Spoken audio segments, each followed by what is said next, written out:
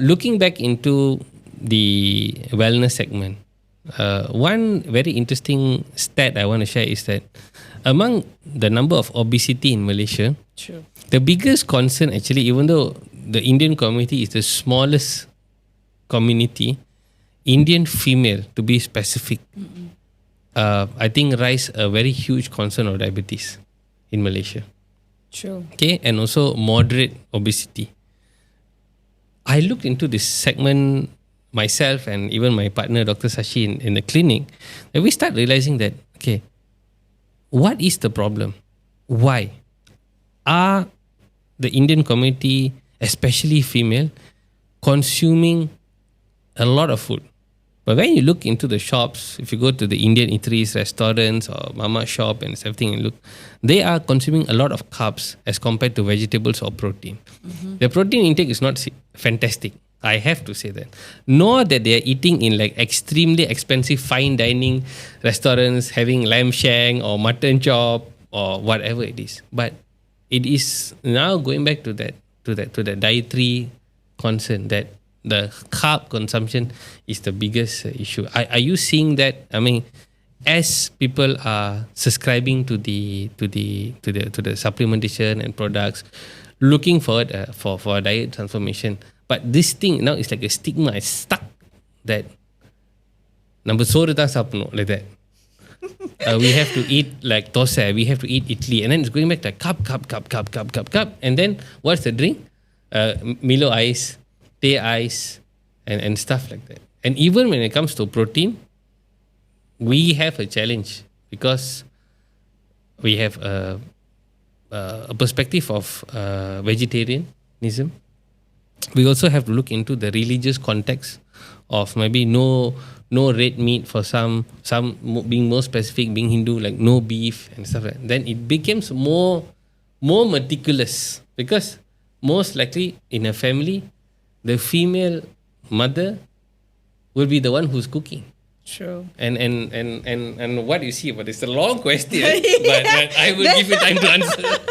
It's a lot of segments. Okay, first Let's of chop all, it down. when I look into like certain journals, like before, like when we started all this, right? You know, in 1974, we in Malaysia lah, not even talking about Indians lah, 1970. That's 50 years ago, no? Yeah, 1974. We were undernutrition, Malaysia was starting. Malnourished. Yes, malnourished, and we were having hunger poverty. Today, we are overnutrition. That's how, remember in school, something called as RMT. Rancangan Makanan Tambahan.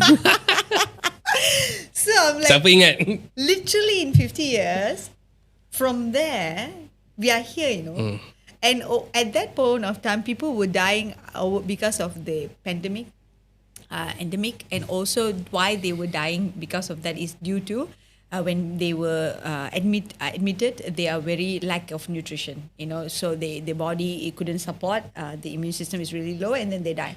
Today, same thing, what happened? They have seen that about 74% people who were admitted for COVID-19, and they went to critically ill due to they were obese. Yes. So they didn't actually die because of COVID-19. Thank you. So now to think, such a huge transformation, 50 years, and from there we are here. Okay, that's one thing that we keep in mind before we continue. The second thing, as you say, that why Indian female compared to all the ethnicity and everyone? No? So when you look at Indian female, right, our mother, especially once they have delivered baby, and especially once they have become a housewife, their housewife and their mother, say their motherly instinct of nurturing the kids become their primary goal of their life. In that context, they have lost to take care of themselves. All that, because for them, being fit is not a context. Being beautiful is a thing. Being fit is not, until today, among Indians, being fit is still a stigma. They want to be beautiful, not be fit. So as woman became a mother and the motherhood thing came and took plus a those toll. who are working some more. Yes. So what happened is that all of her agenda changed, where she feels like she have lost interest on herself. This is what, when I sit down and I talk to them, have you seen yourself? Have you taken care of yourself? And then from there, poor diet, poor eating, everything comes in place. And then when they started to look at themselves, I became fat, I'm not happy, I'm not attractive. And then the low self-esteem take another toll on them. They have, and then the next part is the stress comes into a place where they have issues with their family, finance. The whole picture make them to become a pair. Okay. The pair. So because you see the pear shape is because due to not, yes, food is one part, but huge part is their stress. Stress causing stress eating. And stress eating in Malaysia, I'm telling you, we don't go out and see all the hawker stalls there selling fruits. Correct. Like I went to Turkey, setiap hawker stall, that food street, you know what they were selling? Buah kurma lah, all these nuts and all these fruits. What we have in our Cendol. hawker stall. Cendol, ABC, murtabak, So when they are stress eating, and when they are stressed, they're depressed and they are not happy with what's going on. When they're going on a stress eating tour, whatever they see is what they eat, because they are not in a mental state where they can justify what they eat. Like they can justify, oh, this is right thing to eat and this is not. Do you understand? So because I work very closely with these patients, like these are the 90% of my customers. They are women, they are Indian, they are mother, they are working. Okay. They're 35 and above.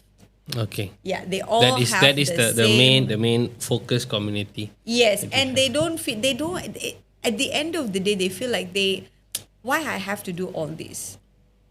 I might as well spend all this money, all this thing, giving them a good tuition, buying them nice stuff. They couldn't understand that, out of all that, actually what you feed them and what you eat is most important. I always tell that when the aeroplane is crashing, you can't put the oxygen mask for them first. You have to put it to yourself and then to them. So when you are healthy, you create a healthy baby.